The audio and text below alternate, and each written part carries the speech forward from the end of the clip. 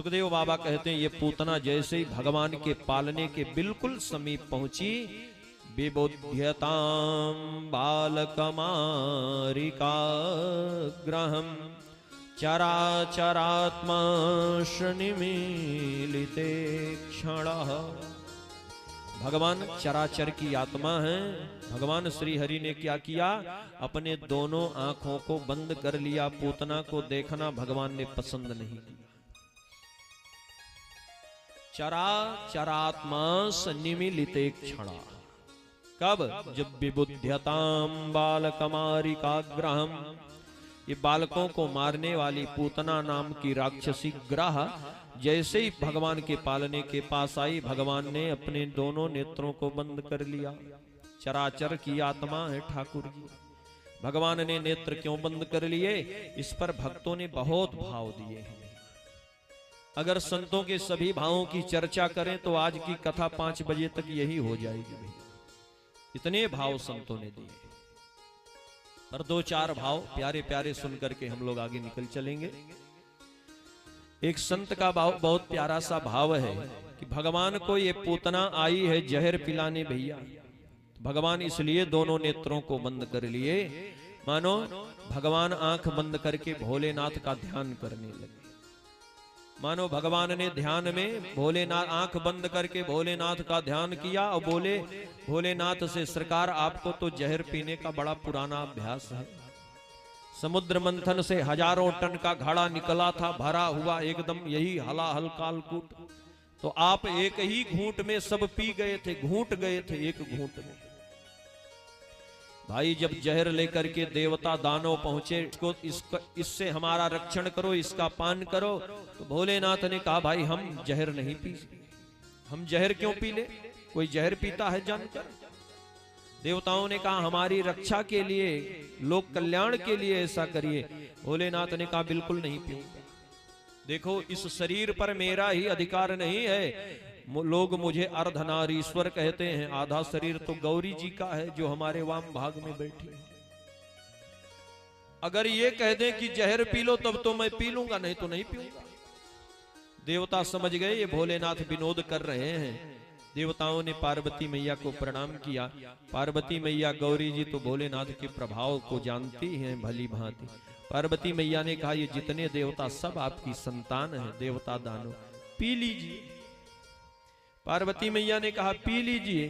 तो भोलेनाथ ने रा कह करके मुंह खोला और पूरा विष पी लिया और मां कह करके मुख को बंद कर लिया। भैया राम राम राम दिन रात रटते हैं, और रा कह करके विष का पान किया और पूरा विष पान करके मां कह करके मुख को बंद कर लिया। अब पूरा विष भोलेनाथ के हृदय में जाने लगा। भैया भोलेनाथ ने सोचा हृदय में राम जी हैं, और कैसे राम जी हैं, तो बालक रूप राम कर ध्याना, बाल स्वरूप राम जी का ध्यान भोलेनाथ करते हैं, क्योंकि ये कामारी हैं भैया, इसमें भी रहस्य है। बालक के अंदर काम नहीं होता, बालक के अंदर मान नहीं होता, बालक के अंदर अभिमान नहीं होता, बालक के अंदर स्वाभिमान नहीं होता। जैसे छोटे से बच्चे को देखो मां मार देती है तो रोने लगता है, और दूसरे क्षण लड्डू दिखा दे तो बोले 1 मिनट में ही हंसने लगता है। उसको मान अपमान की कोई परवाह नहीं रहती। इसीलिए भोलेनाथ बालक स्वरूप भगवान श्री राम का ध्यान करते हैं।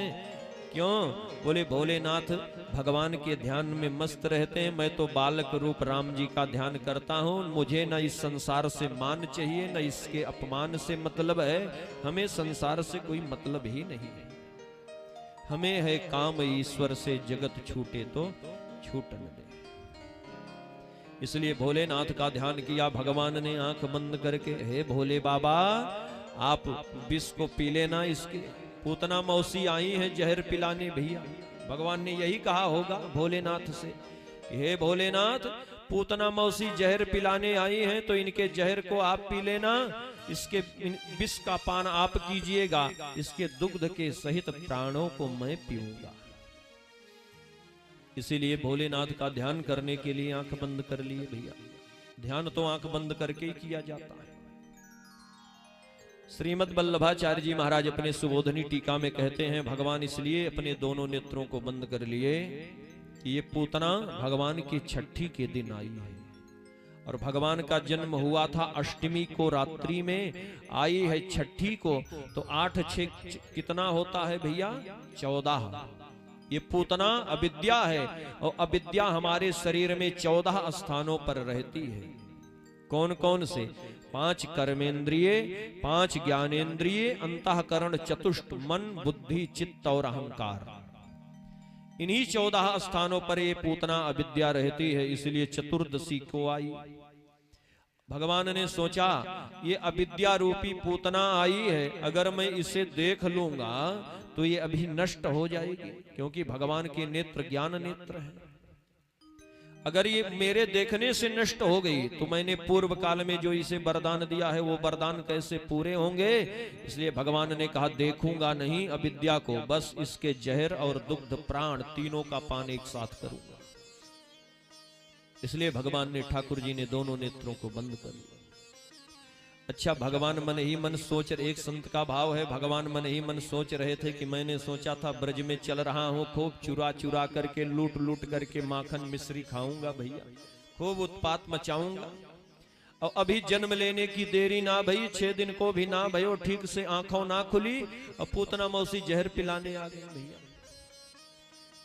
तो क्या करेंगे? ठाकुर जी बोले माखन तो देखने को सूंघने को नहीं मिला और जहर पीने का नंबर आ गया है। तो भगवान बोले जैसे छोटे छोटे बच्चों को बुखार होता था पहले भैया, या आज के भी समय में हो जाए, तो डॉक्टर साहब दवा देते हैं, बोले ले जाओ ये टिकिया खिला देना, बुखार ठीक हो जाएगा। तो छोटे छोटे बच्चे दवा खाते नहीं, क्यों नहीं खाएंगे?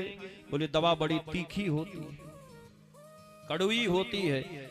तो इसलिए माताएं क्या कहती हैं, बेटा आंख बंद करके एक बार में दवा गटक जा, आंख बंद करके, एक ही टेबलेट है, एक ही है, तो एक टुकड़ा दवा आंख बंद करके एक बार में गटक जा, फिर तुझे दवा नहीं खानी आज के बाद।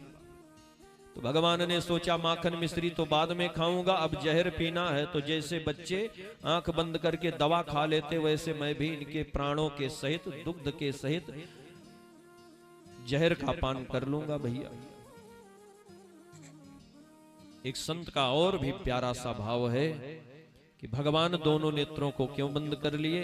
बोले भगवान के जो नेत्र हैं ये सूर्य और चंद्रमा हैं भैया। तो भगवान के नेत्र सूर्य और चंद्रमा हैं।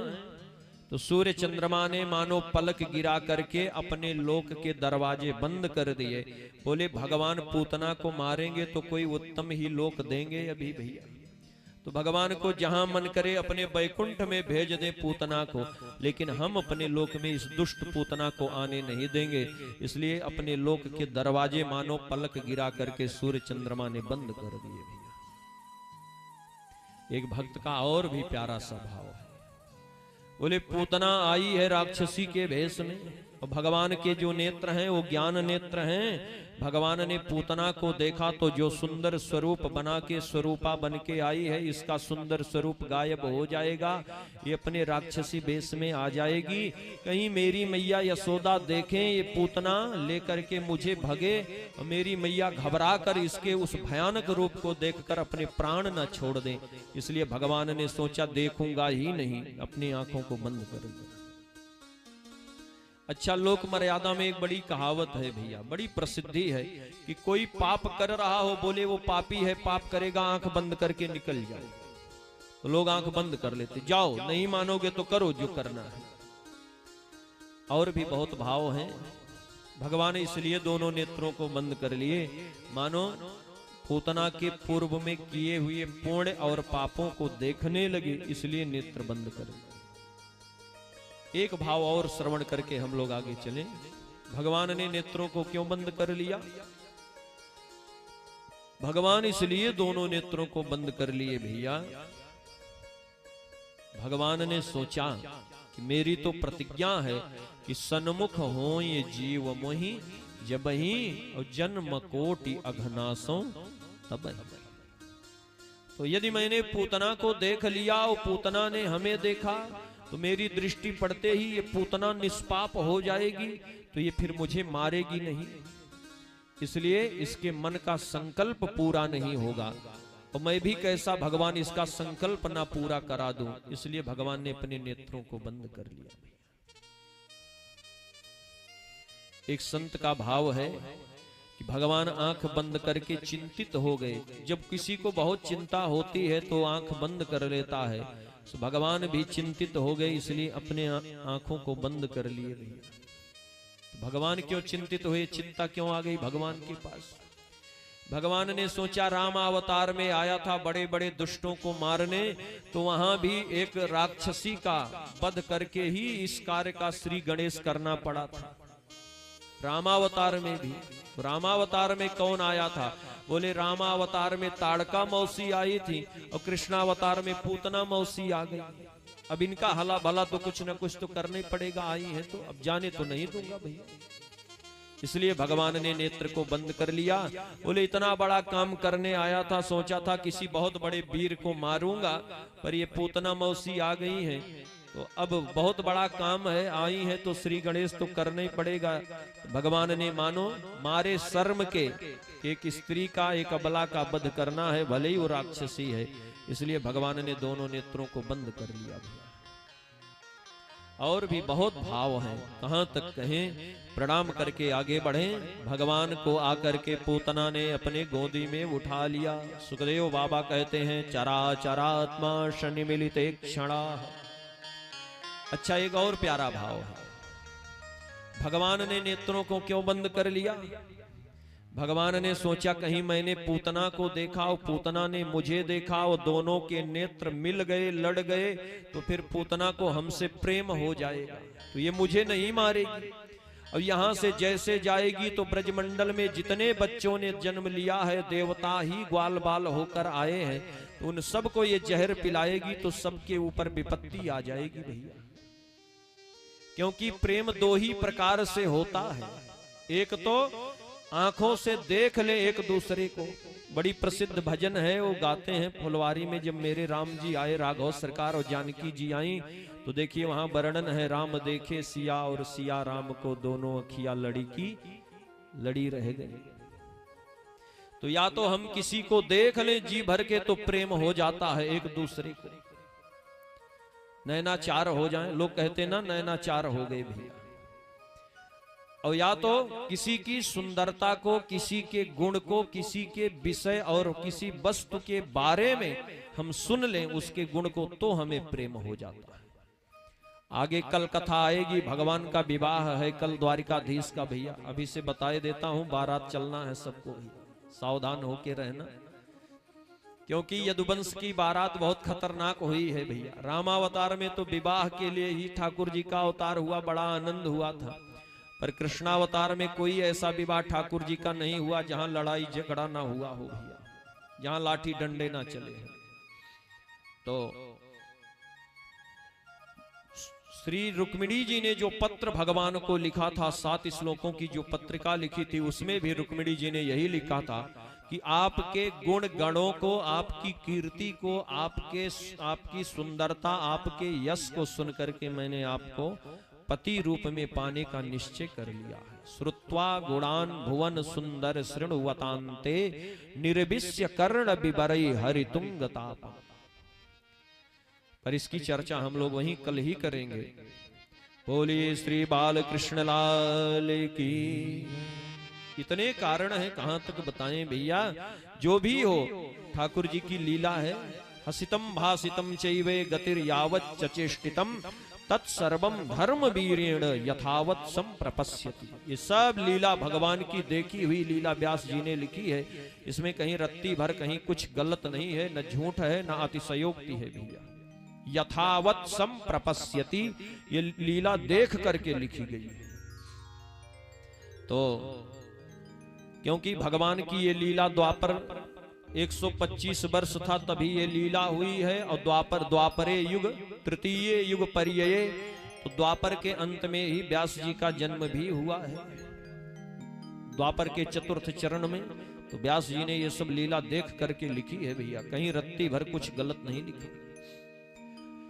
अब ये आई चराचरात्मा निमिलित एक क्षणा, भगवान ने अपने नेत्रों को बंद कर लिया। आगे भी बहुत सी सुंदर लीला ठाकुर जी की हम लोगों को सुनना है। अनंतमारोपयदंकमंतकम यथोरगम सुप्तम बुद्धिरज्जुधि। सुखदेव बाबा कहते हैं, परीक्षित, पूतना ने वैसे ही भगवान को उठाया जैसे कोई अंधेरे में सोते हुए काले काले नाग को रस्सी समझकर लोभ बस उठा ले भैया। यथोरगम सुप्तम बुद्धिरज्जुधि। रज्जु माने रस्सी होती है। सोते हुए नाग को कोई रस्सी समझकर पकड़ ले तो नाग को कोई पकड़ेगा तो क्या होगा भैया, आप लोग आगे जानते हैं। अब अच्छा, एक बड़ा साम्य है कि भगवान भी इस बार काले होकर आए हैं और नाग भी काला होता है। इसीलिए शायद व्यास जी ने बड़ी सावधानी से लिखा होगा सुप्तम बुद्धिरज्जुधि। पूतना ने भगवान को उठाया, अपना स्तन जिसमें हलाहल कालकूट विष लगाया था ठाकुर जी के मुख में दे दिया। अब भगवान तो 6 दिन के बालक हैं, फिर भी भगवान ने दोनों हाथों से पूतना मौसी के स्तन को कस करके पकड़ लिया। गाढ़ करभ्याम, दोनों हाथों से पकड़ करके भगवान जहर का पान किए, दुग्ध का पान किए और दुग्ध के सहित पूतना मौसी के शरीर से प्राणों को खींचने लगे भैया।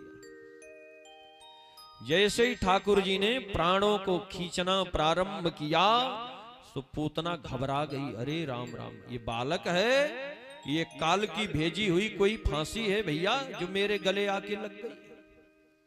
अब पूतना ने बहुत प्रयास किया छुड़ाने का, बड़े जोर जोर से चिल्लाई, पर भगवान ने छोड़ा नहीं पूतना को भैया। सुखदेव जी की शब्द शैली का दर्शन करें। सामुंच मुंचालमिते प्रभाषिणीं निष्पेड्यमानाखिल जीवमर्मणि। सुखदेव बाबा कहते हैं, सामुंच मुंचालमिति प्रभाषिणीं प्रकर्षेण भास्यति, बड़ी जोर जोर से। यहां उपसर्ग है भैया, प्रा उपसर्ग है। संस्कृत साहित्य में जिस शब्द के ऊपर अत्यधिक बल देना होता है वहां प्रा बी आदि उपसर्गों का प्रयोग किया जाता है। जैसे अंग्रेजी के जानकार लोग सेल बिल आदि का प्रयोग करते हैं। अब बड़ी जोर जोर से ये पूतना चिल्लाई, मुंच मुंचालमिति प्रभाषिणीं। पूतना चिल्ला रही थी, छोड़ दे मुझे, छोड़ दे मुझे। भगवान ने कहा, मौसी क्या बताऊं, मेरे भक्तों ने मुझे पकड़ना सिखाया है, छोड़ना किसी ने सिखाया नहीं। अब मैं तो पहले पकड़ता नहीं, और जिसको एक बार पकड़ लो उसे दोबारा छोड़ता नहीं, उसका कल्याण करके ही छोड़ता। पूतना चिल्लाती रही, हाथ पैर पटकने लगी भैया, जोर जोर से चिल्लाई, भगवान को झिटकने लगी। भगवान ने छोड़े नहीं। तो कितना सार्थक संकेत है, भगवान जिसे छोड़ दें तो उसकी नौका डूब जाएगी, और भगवान जिसे पकड़ ले उसकी नौका पार हो जाती है। जिस समय सेतु बंधु रामेश्वरम की स्थापना हुई, सेतु का निर्माण हो रहा था, सब हनुमान जी, अंगद जी, सब बड़े बड़े वीर पत्थर ला रहे थे। एक छोटी सी गिलहरी समुद्र के जल में जाकर के स्नान करके आती, अपने शरीर में आकर के नव कोमल बालुकम में जो रेत थी उस रेत में लौट कर आती और पुल के ऊपर झाड़ देती थी। किसी ने गिलहरी से पूछा, तेरे शरीर में ये अपने शरीर में जो रेत लगाकर आ रही, इससे पुल बंध जाएगा, समुद्र पर पुल हो जाएगा? गिलहरी ने कहा, मुझे भी पता है, पुल मेरे इस बालू गिराने से, रेत गिराने से बनने वाला नहीं। तो फिर निरर्थक प्रयास क्यों कर रही हो? जहां हनुमान जी जैसे वीर लगे हो वहां तुम्हारी क्या आवश्यकता है? बोले, मेरा भी इतिहास में नाम लिखा जाएगा राम जी की कथा में कि गिलहरी ने सहयोग किया था। एक बार एक जंगल जल रहा था तो एक टिटहरी दौड़ दौड़ करके नदी से पानी, तालाब से पानी चोंच में भर के ऊपर से छोड़ रही थी भैया। एक कौवे ने हंस करके कहा, तेरे प्रयास से क्या जंगल की आग बुझ जाएगी? टिटहरी ने कहा, मुझे भी पता है इससे जंगल की आग बुझेगी नहीं, लेकिन जब जंगल का इतिहास लिखा जाएगा तो मेरा नाम आग बुझाने वालों में होगा और तुम्हारा नाम आग जलते हुए देखने वालों में, तमाशा देखने वालों में होगा। गिलहरी को भगवान ने उठा करके हाथ फेरा, सो आज भी देखो उसके ऊपर कैसे प्यारे प्यारे भगवान की अंगुलियों के निशान बने। भगवान ने देखा कि गिलहरी सहयोग हमारा कर रही है, और एक चीज आप जान लेना, बड़े से बड़े समुद्र के ऊपर पुल तभी बनेगा जब छोटी सी छोटी गिलहरी से लेकर और बड़े से बड़े हनुमान तक सब एक साथ मिलकर प्रयास करेंगे, तभी पुल बनेगा। सबने सहयोग दिया, तब देखिए अयोध्या में रामलला सरकार के मंदिर का निर्माण हुआ। सरकार का एक पैसा लगा नहीं है भैया, इतना दान दिया है लोगों ने दिल खोल करके, इतना दान दिया कि पैसे ये कहना पड़ा कि भाई अब पर्ची काटना बंद कर दो, अब पैसे की जरूरत नहीं है। किसी ने 10 रुपया दिया, किसी ने 1000 दिया, किसी ने लाख दिया, किसी ने करोड़ दिया भैया। पर ध्यान रहे, जिन्होंने 10 दिया उनका भी उतना ही अधिकार भगवान के मंदिर में है जितना करोड़ों दिया है उनका है भैया। भगवान श्री राम ने, हमारे राघव सरकार ने सोचा सब सहयोग कर रहे हैं तो मैं भी थोड़ा प्रयास करूं, हमारे लिए पुल बन रहा है। तो राम जी ने क्या किया, एक पत्थर पड़ा था उठाया और पत्थर को उठा करके समुद्र में फेंक दिया भैया। और जैसे ही पत्थर को फेंका तो पत्थर डूबने लगा। राम जी ने, राघव सरकार ने हमारे लक्ष्मण जी से कहा, लक्ष्मण देखो देखो पत्थर डूब रहा है। अब ये नल नील सब पत्थर लगा रहे हैं तो तैर रहा है, बताओ इनकी महिमा हमसे ज्यादा है कि हमने पत्थर फेंका तो पत्थर डूब गया। हनुमान जी खड़े थे, हनुमान जी ने अपना सर ही राम जी के चरणों में रख दिया। राम जी ने पूछा क्या बात है, हनुमान जी आंखों में आंसू भर करके बोले, सरकार जिसको आप अपने से दूर कर दोगे वो तो डूब ही जाएगा, वो कहां तैरने वाला है, वो तो डूब ही जाएगा, उसका कोई आधार नहीं होगा। भगवान ने क्या किया, भगवान को बहुत अलग करना चाहती है, भगवान ने कहा छोड़ूंगा नहीं। और विवृत्य नेत्रे चरणो भुजो मुहुर प्रश्न गात्रा क्षिपति रुरोदाह। सुखदेव बाबा हमारे कहते हैं भैया, अब भगवान जब उसके 5 प्राणों को खींचने लगे तो पूतना का पूरा शरीर पसीने से लथपथ हो गया। प्रसन्न गात्रा, प्रसन्न गात्रा माने पूरे शरीर से पसीना पसीना छूटने लगा भैया। बड़े जोर से रोने लगी, रुरोदा, अब रोने लगी बड़े जोर से। और साथ ही उसकी जो इंद्रियां थी, जैसे आंख आदि सब धीरे धीरे बाहर होने लगी। विवृत्य नेत्रे चरणो भुजौ मुहुर, सब धीरे धीरे इंद्रियां बाहर होने लगी। पूतना भगवान को लेकर के नंद भवन के बाहर निकली ही थी कि भगवान ने उसके प्राणों को खींच लिया। पूतना निष्प्राण होकर के अपने वास्तविक रूप में आकर के बड़े जोर से धड़ाम की आवाज करते हुए गिर पड़ी। बोलिए पूतना मर्दन भगवान की। इतनी बड़ी राक्षसी का भगवान ने वध किया, जयकारा जोरदार लगाइए आप लोग। एकादशी कल है, आज नहीं है भैया। बोलिए पूतना मर्दन भगवान की। हाँ, ऐसे जयकारा लगाइए भाई। अब कोई डर नहीं है, भगवान गोकुल में आ गए हैं, मथुरा में थोड़ी है। तो पूतना निष्प्राण होकर के गिर पड़ी। सब यशोदा मैया, गोपियां सब लोग दौड़ पड़ी। देखा तो पूतना अपने वास्तविक रूप में मरी हुई है भैया। वास्तविक रूप का मतलब, सुखदेव बाबा कहते हैं पूतना जब निष्प्राण होकर के गिरी तो पूतना के शरीर की लंबाई चौड़ाई जानते हो कितना थी? अभ्युद गति, माने अभ्युद गति का मतलब 1 कोस का, उस 1 योजन का उसका शरीर हो गया था भैया। 12 किलोमीटर का, इतनी विशाल शरीर थी पूतना की। अब जब इतनी लंबी चौड़ी शरीर होगी तो भगवान बहुत ऊपर थे, सीढ़ी की व्यवस्था की गई, अवतरणिका जिसे कहा जाता है। भगवान को उतारा गया पूतना के ऊपर से। यशोदा मैया ने भगवान को अपने आंचल में छुपाया, अपना स्तन भगवान के मुख में दिया तो भगवान मैया का स्तन पान करने लगे। सब लोगों ने मान लिया कि लाला स्वस्थ है, ठीक है, भगवान को कुछ नहीं हुआ लाला को। इतने में नंद बाबा भी आकर के पहुंच गए। आपस में चर्चा होने लगी कि भाई ये राक्षसी कैसे मरी। एक ने कहा लाला को लेके भगी होगी, सो पैर में ठोकर लगी, मुंह के बल गिर गई, सो राम नाम सत्य है गो भैया। दूसरे ने कहा दारी के पैर में ठोकर लगती तो मुंह के बल गिरती, ये तो चारों खाने चित्त उल्टी गिरी है। एक ने कहा लाला को लेके भगी होगी, सो काऊ सांड ने बैल ने आके जोर धक्का मारो होवे गो सामने से, सो चारों खाने चित्त गिरी और राम नाम सत्य है गो। नंद बाबा बोले अरे भैया ये दुष्ट पूतना लेकर के मेरे लाला को भग रही थी और मैं नारायण को मंत्र जपतो भयो। जैसे ही पूतना लाला को लेके भगी होगी सो मेरे नारायण ने आके पीठ पे एक मुगदरा धर दियो सो या को राम नाम सत्य है। बोलिए पूतना मर्दन भगवान की।